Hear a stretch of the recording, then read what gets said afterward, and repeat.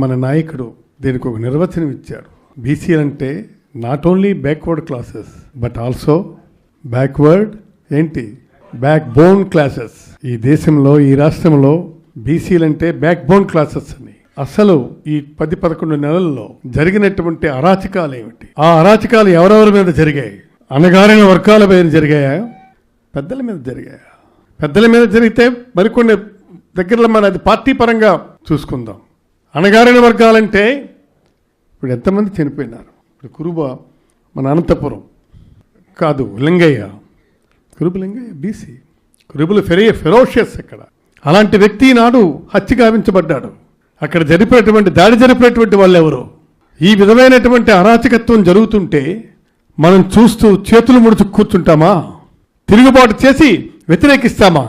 ఇవాళ విశాఖపట్నం తీసుకుందాం. ఆమెను మేయర్గా ఎన్నుకున్నారు, దించేసినారు. She belongs to Yadava. వాళ్ళు ఏమంటారు?